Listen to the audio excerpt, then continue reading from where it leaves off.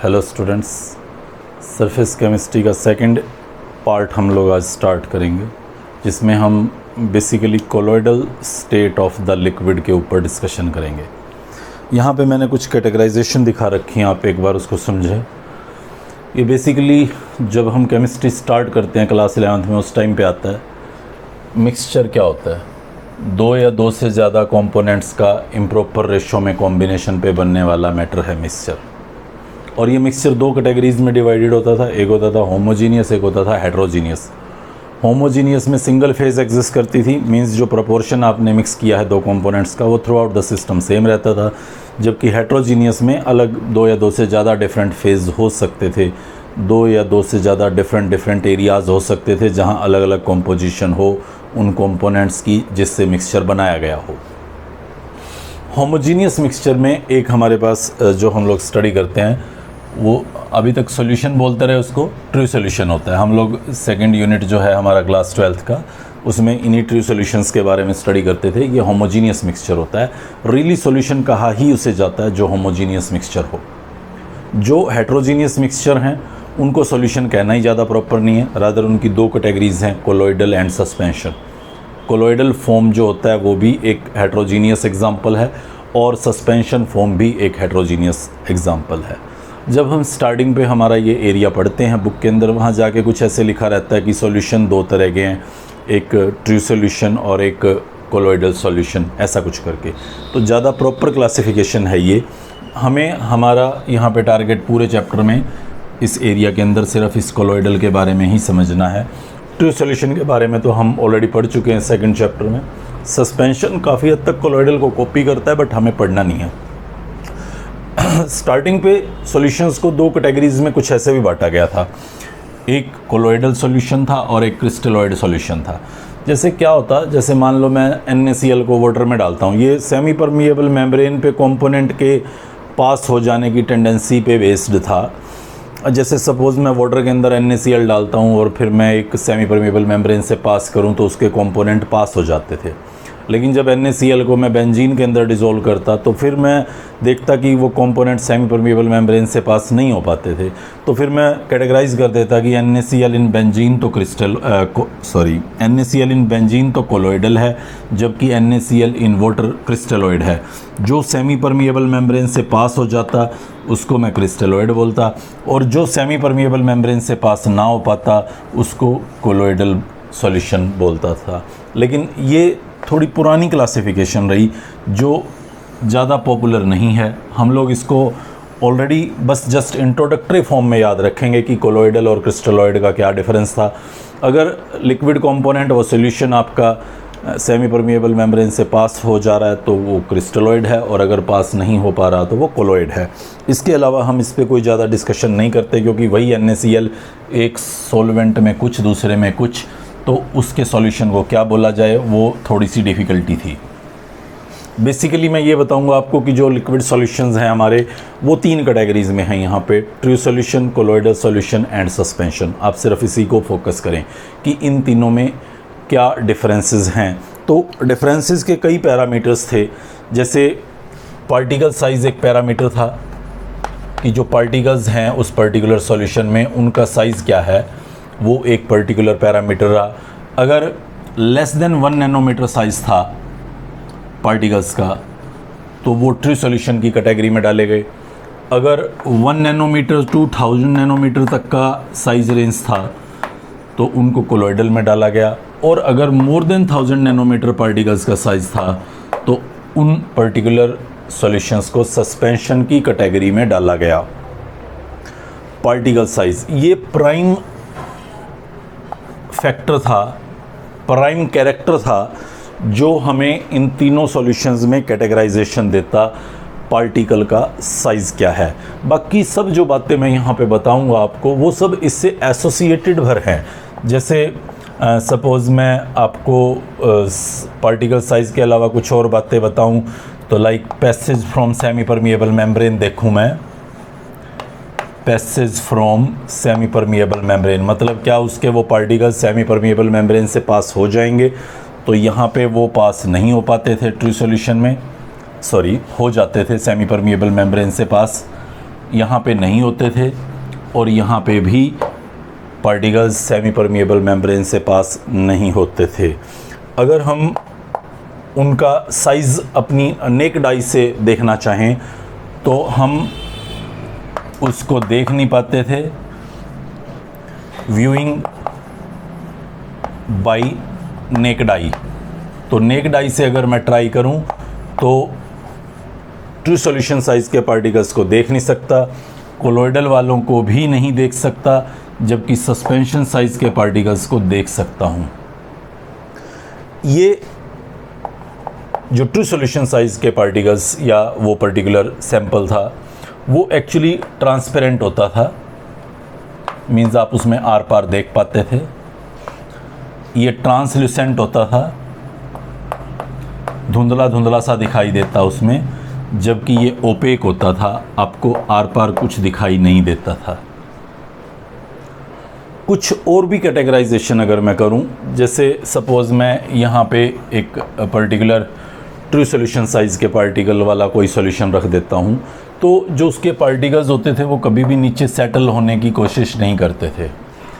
Colloidal के particles भी gravity की वजह से नीचे सेटल होने की कोशिश नहीं करते थे, जबकि सस्पेंशन साइज़ के पार्टिकल नीचे की तरफ सेटल हो जाते थे।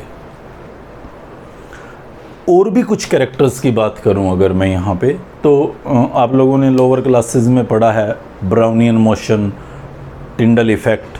मैं यहाँ पे इस चैप्टर में डिटेल डिस्कशन करूँगा उनका। वो ब्राउनियन मोमेंट या टिंडल इफ़ेक्ट यहाँ ट्रू सॉल्यूशन के पार्टिकल्स में ऑब्जर्वेबल नहीं होता, कोलोइडल और सस्पेंशन में ऑब्जर्वेबल होता है।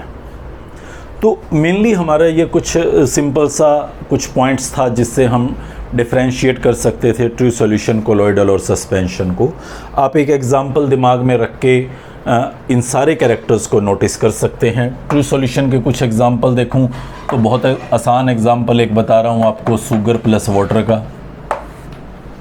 कोलोइडल की बात करूं तो सोप का सॉल्यूशन आप ले सकते हैं वाटर के अंदर, वो कोलोइडल की तरह से एक्ट करता है, या स्टार्च का पानी के अंदर सॉल्यूशन भी कोलोइडल की तरह से एक्ट करता है।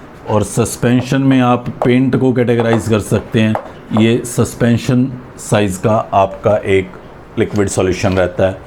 मुझे सॉल्यूशन बोलना नहीं चाहिए, but in sense normally in तीनों को सॉल्यूशन की 3 कैटेगरीज बताया, तो इन फॉर्मल आप उसे बोल सकते हैं, बट फिर भी आप डिफरेंस ध्यान रखिएगा कि सॉल्यूशन रियली ट्रू सॉल्यूशंस ही होते हैं जो होमोजीनियस होते हैं।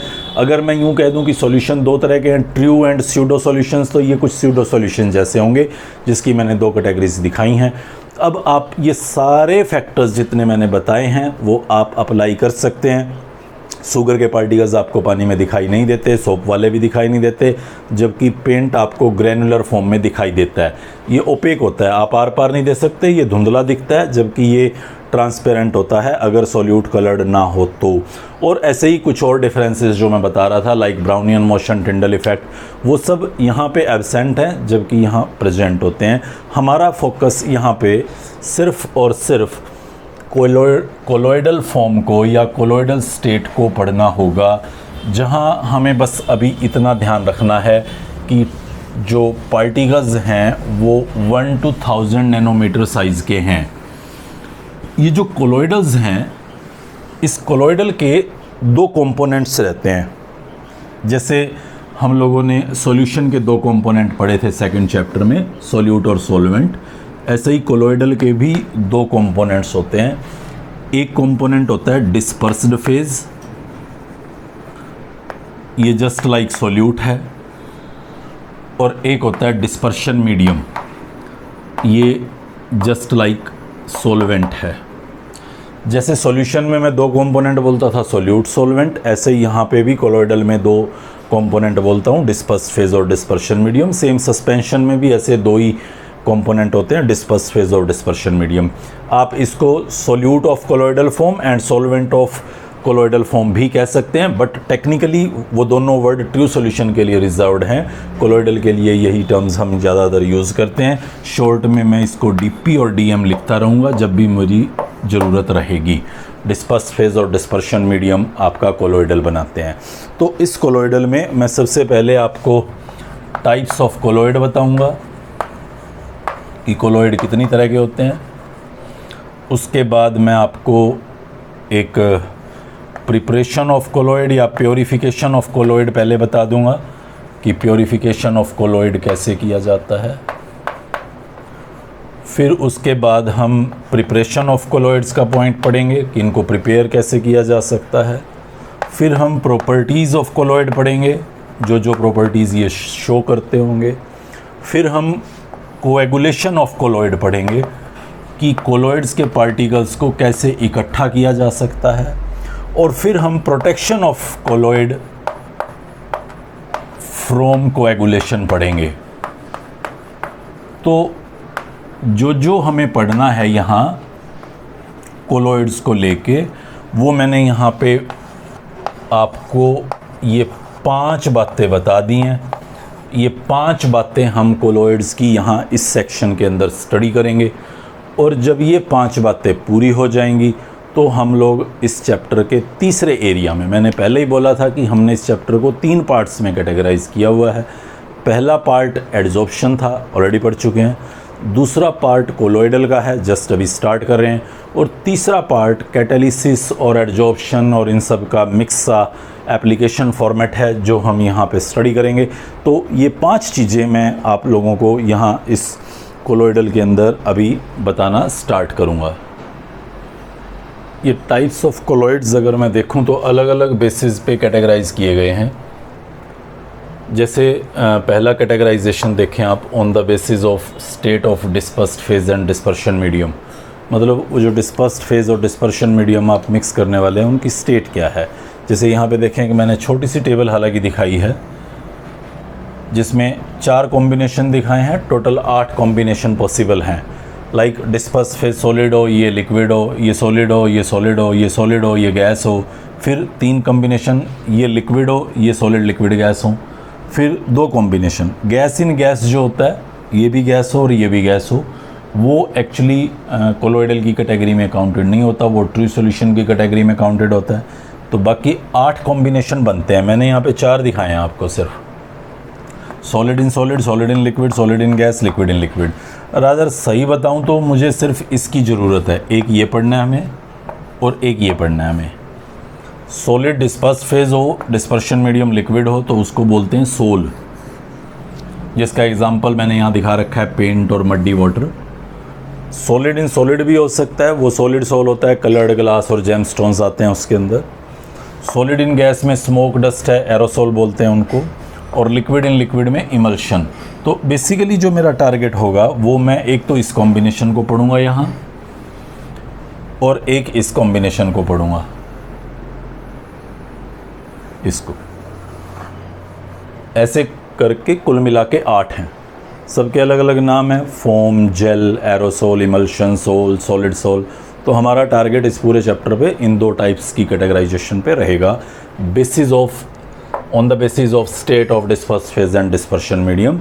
इनको कुल इस तरह से 8 कैटेगरीज में बांटा गया है। दूसरा पॉइंट देखें आप, दूसरी कैटेगराइजेशन का base, that is on the basis of dispersion medium used. कुछ फिक्स नहीं है यहाँ पे कितनी तरह का होगा। आप डिस्पर्शन मीडियम क्या यूज़ कर रहे हैं, अगर तो आप डिस्पर्शन मीडियम वाटर यूज़ कर रहे हैं तो उसको बोलते हैं एरोसोल, सॉरी एक्वासोल। अगर आप डिस्पर्शन मीडियम एयर यूज़ कर रहे हैं तो उसको बोलेंगे एरोसोल। अगर आप डिस्पर्शन मीडियम अल्कोहल यूज़ कर रहे हैं तो उसको बोलते हैं एल्कोसोल। अगर कोई दूसरा ऑर्गेनिक सॉल्वेंट लाइक बेंजीन आप यूज़ कर रहे हैं तो आप उसको बोल सकते हैं बेंजोसोल। या कोई और ऑर्गेनिक सॉल्वेंट है, आपको नाम कैटेगराइज नहीं है, ऑर्गेनिक सॉल्वेंट कोई यूज़ किया जा रहा है तो आप एक नाम यूज़ कर सकते हैं ऑर्गेनोसोल। आप कन्फ्यूज्ड मत होना कि सर एरोसोल तो पीछे वाली कैटेगराइजेशन में आया था। हाँ, तो वो अलग बेसिस है, उस बेस पे एरोसोल होते हैं। डिस्पर्स्ड फेज आपका सॉलिड होगा, डिस्पर्शन मीडियम आपका एयर होगा, गैस होगा। बट ये मैं क्या आपका डिस्पर्शन मीडियम है, एक्सक्लूसिवली उसके ऊपर बेस्ड नाम भी हैं जो पॉपुलर हैं। वाटर में आपने मान लीजिए कोई डिस्पर्शन मीडियम डाला है तो वो एक्वासोल है, या अल्कोहल में आपने डाला है तो एल्कोसोल है, और इस तरह से ये कुछ नाम हैं जिनका नंबर कुछ फिक्स नहीं है, एक आध और भी हो सकता है। ये सेकंड टाइप ऑफ कैटेगराइजेशन है कोलोइडल की। थर्ड देखें आप, सब छोटी छोटी हैं बातें, बट सब इम्पोर्टेंट है, याद रखनी होंगी हमें। On the basis of interaction between dispersed phase and dispersion medium, तो लाइक जैसे डिस्पर्स्ड फेज है आपके पास, ये मान लीजिए मैंने कोई डिस्पर्शन मीडियम डाला हुआ है, ये डिस्पर्शन मीडियम के पार्टिकल्स हैं, लाइक ये सर्कुलर फॉर्म में दिखा देता हूँ, स्फेरिकल फॉर्म में। ये आपके पास यहाँ डिस्पर्शन मीडियम के पार्टिकल्स हैं। अब मैंने यहाँ पे डिस्पर्स्ड फेज़ के पार्टिकल डाल दिए, ये मैं डिस्पर्स्ड फेज़ के कुछ पार्टिकल्स डाल रहा हूँ। तो डिस्पर्स्ड फेज़ के पार्टिकल्स का इन डिस्पर्शन मीडियम के साथ कैसा नेचर है, क्या इंटरेक्टिव नेचर है कि डिस्पर्स्ड फेज़ इस डिस्पर्शन मीडियम के द्वारा पूरी तरह से घेर लिया गया, इधर भी डिस्पर्स्ड फेज़ को डिस्पर्शन मीडियम ने पूरी तरह से घेर लिया, उनके बीच में अफेक्शन है, वो एक दूसरे से जुड़े रहना चाहते हैं। या एक सिचुएशन ये भी हो सकती है कि जहाँ पे भी डिस्पर्स्ड फेज़ आया हुआ है उसके अंदर, येलो कलर डिस्पर्स्ड फेज़ के लिए दिखा रहा हूँ, तो डिस्पर्शन मीडियम उससे दूर दूर भाग रहा है, मतलब उसके आसपास नहीं आना चाह रहा। ये दो सिचुएशंस बनती हैं। सी हियर, थर्ड पार्ट बता रहा हूँ, इंटरेक्शन कैसा है डिस्पर्स्ड फेज़ और डिस्पर्शन मीडियम के बीच, क्या अफेक्शनेटिंग इंटरेक्शन है या रिपल्सिव इंटरेक्शन। हालांकि रिपल्सिव को इंटरेक्शन कहना ही नहीं चाहिए, बट बात को समझें आप। अगर suppose dispersed phase dispersion medium के साथ इंटरेक्शन शो कर रहा है कुछ इस तरह से कि उनके बीच में अफेक्शनेटिंग बिहेवियर है, तो ये एक पर्टिकुलर टाइप होती है जिसको हम बोलते हैं लियोफिलिक कोलोइड्स, या लियोफिलिक सोल वर्ड भी यूज़ कर सकता हूँ क्योंकि मुझे पढ़ने तो सोल ही हैं पर्टिकुलरली, तो लियोफिलिक कोलोइड कह सकता हूँ। और अगर डिस्पर्स्ड फेज़ और डिस्पर्शन मीडियम में इंटरेक्शन नहीं है तो इसको हम बोलते हैं लियोफोबिक सोल या लियोफोबिक कोलोइड्स। आप ध्यान रखिएगा कि कोलोइड और सोल में क्या डिफरेंस आ रहा था। कोलोइड एक्चुअली एक हमारा लिक्विड है जिसके पार्टिकल्स 1 to 1000 नैनोमीटर साइज़ के हैं, उसी का एक कैटेगराइजेशन था सोल, जब सॉलिड को लिक्विड में डिसॉल्व किया गया। डिस्पर्स्ड फेज सॉलिड था और डिस्पर्शन मीडियम लिक्विड। तो समटाइम मैं इसको लियोफोबिक कोलोइड बोल दूं या लियोफोबिक सोल बोल दूं, तो सोल बोलते ही स्पेसिफिक हो जाता है कि लिक्विड आपका डिस्पर्शन मीडियम है, सॉलिड आपका डिस्पर्स्ड फेज है। जबकि लियोफोबिक कोलोइड अगर बोलूँगा तो फिर वो स्पेसिफिक नहीं होगा। इसी लियोफिलिक या लियोफोबिक सोल को एक और नाम भी दिया गया है समटाइम, और वो नाम है हाइड्रोफिलिक, या एक नाम है हाइड्रोफोबिक। अगर सपोज आपका डिस्पर्शन मीडियम वाटर हो तो उसको स्पेशल नाम दे देते हैं, हाइड्रोफोबिक इस केस में और हाइड्रोफिलिक इस केस में। ये क्वाइट इम्पोर्टेंट क्वेश्चन है, what is the difference between lyophilic and lyophobic sols. तो 1 by 1 पॉइंट बाई पॉइंट आप 2-3 पॉइंट्स याद रखिएगा। लियोफिलिक सोल में डिस्पर्स फेज और डिस्पर्शन मीडियम में इंटरेक्शन रहता है, जबकि यहाँ पे इंटरेक्शन नहीं होता। लियोफिलिक सोल्स क्वाइट स्टेबल होते हैं, जबकि लियोफोबिक अनस्टेबल होते हैं। हम लोग लेटर पार्ट्स में इस चैप्टर के अंदर उनकी स्टेबिलिटी की चर्चाएं करेंगे, लेकिन अभी आप सिर्फ इतना समझें कि अनस्टेबिलिटी का क्या मतलब है। मैं ये बोल रहा हूँ कि ये पार्टिकल सपोज करो 1 to 1000 नैनोमीटर के बीच किसी एक रेंज का है। अगर किसी तरह से इसके साथ कोई एक पार्टिकल और आके जुड़ जाए, या यहाँ पे कोई एक पार्टिकल और इसका आके जुड़ जाए, या एक और आके जुड़ जाए, तो आप समझ सकते हैं अब ये पार्टिकल साइज में भी बड़ा हो गया, शायद 1000 नैनोमीटर को एक्सीड कर गया, और भारी होने की वजह से नीचे भी सेटल हो सकता है।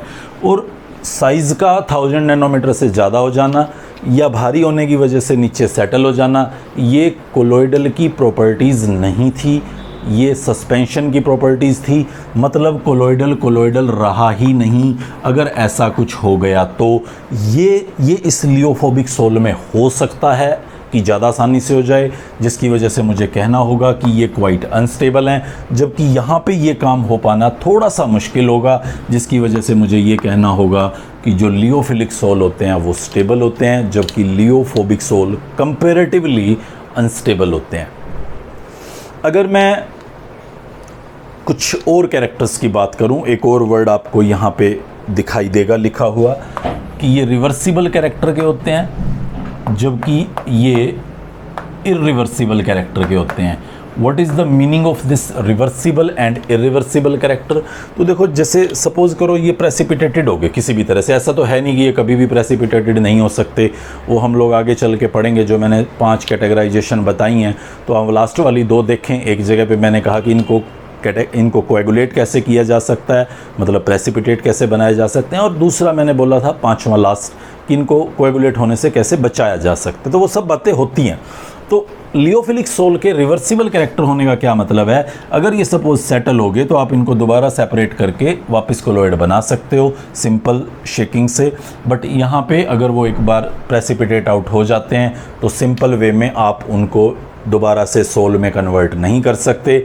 ये इरिवर्सिबल कैरेक्टर के हैं, मीन्स सेटल होने के बाद, प्रेसिपिटेटेड होने के बाद ये वापस अपनी उस पुरानी सिचुएशन में नहीं जा पाएंगे, जबकि ये क्वाइट आसानी से जा पाते हैं। ये इनका रिवर्सिबल और इरिवर्सिबल कैरेक्टर रहता है। इसके अलावा विस्कोसिटीज़ के ऊपर अगर मैं बात करूं तो जो लियोफिलिक सॉल्ट्स हैं उनकी विस्कोसिटी काफ़ी ज़्यादा होती है as compared to the medium. Medium क्या था? जो ये डिस्पर्शन मीडियम लिया था हमने, तो उस डिस्पर्शन मीडियम के कंपैरिजन में इस लियोफिलिक सोल की जो विस्कोसिटी है वो कंपैरेटिवली हाई पाएगी, जबकि लियोफोबिक सोल्स में ये लगभग उस मीडियम के जैसे ही रहती है। इसके अलावा अगर मैं सरफेस टेंशन की बात करूं तो यहाँ पे सरफेस टेंशन थोड़ा लेसर पाएगा, जबकि यहाँ पे surface tension quite dispersion medium जैसा ही मिलता है। ये कुछ 3-4 पॉइंट ऑफ डिफरेंसेस आप याद रख सकते हैं, जो कि इस टॉपिक से फ्रीक्वेंटली पूछा हुआ क्वेश्चन है। लियोफिलिक एंड लियोफोबिक या हाइड्रोफिलिक या हाइड्रोफोबिक सोल्स में क्या डिफरेंस होता है। और चलिए लास्ट पॉइंट पे पहुंच चुके हैं हम, 4th कैटेगराइजेशन, 4th टाइप्स जिस बेस पे कैटेगराइज किया गया है, तो वो है टाइप ऑफ पार्टिकल्स की। पार्टिकल कितने टाइप के होते हैं? तो पार्टिकल्स को अगर मैं देखूं तो हम लोगों ने 3 टाइप्स में कैटेगराइज किया हुआ है यहाँ पे। एक आता है मल्टी मॉलिक्यूलर कोलॉइड, एक आता है मैक्रो मॉलिक्यूलर कोलॉइड, और एक आता है एसोसिएटेड कोलॉइड। ये 3 कैटेगरीज हैं। किसकी कैटेगरी बता रहा हूँ? कोलॉइड्स की। किसकी टाइप बता रहा हूँ? कोलॉइड्स की। अभी रिकॉल कराऊंगा सारी की सारी, एक बार इसको पूरा कर लूँ मैं। थोड़ा बोरिंग सा ज़रूर है बट इम्पोर्टेंट है, 3 मार्क्स स्कोर करने आसान है। थोड़ा सा टाइम लगाएंगे, 3 मार्क्स को आसानी से कवर कर पाएंगे। मल्टी मॉलिक्यूलर कोलॉइड्स क्या हैं, सबसे पहले इसको समझें। जैसे मान लीजिए मेरे पास ये कोई एक डिस्पर्शन मीडियम है और यहाँ पे उसके अंदर मैंने ये डिस्पर्स्ड फेज़ के पार्टिकल्स डाले हैं। हालांकि ये पार्टिकल्स 1 to 1000 नैनोमीटर के नहीं थे, तो क्या हुआ, इसके कुछ पार्टिकल्स आपस में इकट्ठे हुए, कुछ मॉलिक्यूल्स आपस में इकट्ठे हुए, और कुछ मॉलिक्यूल्स इकट्ठे होके उस पर्टिकुलर रेंज में चले गए जो इनको कोलॉइड बना देता है। तो अब आप देख सकते हैं ये जो आपको एक बड़ा सर्कल दिखने लग गया, that is having number of molecules in it, वो एक्चुअली एक कोलॉइड का पार्टिकल है। ये पूरा एक्चुअली एक कोलॉइड का पार्टिकल है जो 1 to 1000 नैनोमीटर का बन गया, जो मैनी मॉलिक्यूल्स आपस में कोएगुलेट होके इकट्ठे होके इस साइज़ को कोलॉइडल की फॉर्म में कन्वर्ट कर रहे हैं। ऐसे कोलॉइड्स को बोला गया है मल्टी मॉलिक्यूलर कोलॉइड, जिसमें कोलॉइडल पार्टिकल बहुत सारे मॉलिक्यूल्स का बना हुआ हो। एक है मैक्रो मॉलिक्यूलर कोलॉइड। जैसे मान लो मैंने डिस्पर्शन मीडियम के अंदर कोई प्रोटीन डाला और उस प्रोटीन का साइज़ इटसेल्फ ही 1 to 1000 नैनोमीटर के बीच में है। मैंने कुछ नहीं किया, एक सिंगल मॉलिक्यूल इटसेल्फ इतने लार्ज साइज का है कि वो 1 to 1000 नैनोमीटर साइज़ को टच कर रहा है, उसी रेंज में एग्जिस्ट कर रहा है। तो ये मैक्रो मॉलिक्यूलर कोलाइड है, मतलब जो आपने डिस्पर्स्ड फेज डाला है उसके मॉलिक्यूल्स इटसेल्फ इतने मैक्रो साइज़ में हैं कि वो 1 to 1000 नैनोमीटर में एग्जिस्ट कर रहा है।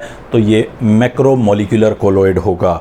और एक पार्ट और हम देखते हैं तीसरा इसका, जो काफ़ी इम्पोर्टेंट है, दैट इज़ एसोसिएटेड कोलॉइड। तो ये एसोसिएटेड कोलॉइड क्या होता है, इसको समझने के लिए मैं यहाँ पे एक एग्जांपल फ्रेम कर रहा हूँ। आप ध्यान से देखिएगा इसको, ये इम्पोर्टेंट है। ये मैंने पानी ले लिया, एक डिस्पर्शन मीडियम। अब मैं इसके अंदर सोप डाल रहा हूँ। सोप, जनरल फॉर्मूला रिकॉल करें, RCOO नेगेटिव Na पॉजिटिव, ये होता है सोप। 10th में आता था हमारे पास। ये R एक कार्बन की लंबी चेन होती है, 10-12 कार्बन्स की कम से कम, और ये उसका COO नेगेटिव पार्ट होता है। इसके साथ ही Na पॉजिटिव जुड़ा हुआ है। ये सोप की वो टेल है, हाइड्रोफोबिक टेल बोलते थे, याद हो अगर। और ये हाइड्रोफिलिक हेड होता है। जैसे ही मैं इस सोप को पानी में डालता हूँ तो ये इस तरह से एक नॉर्मल इलेक्ट्रोलाइट की तरह से काम करता है। Na+ और ये चेन विद नेगेटिव चार्ज टूट के अलग हो जाती है, डिसोसिएट हो जाती है। सिंपल ट्रू सॉल्यूशन टाइप का सीन है।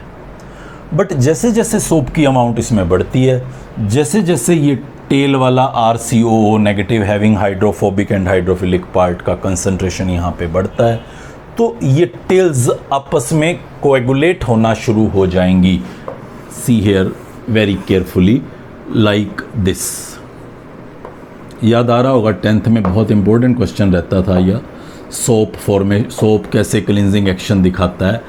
तो अभी आज तो मैं वो सोप का एक्शन नहीं समझाऊंगा यहाँ पे, लेकिन जस्ट ये समझा रहा हूँ कि ऐसा कुछ होता था।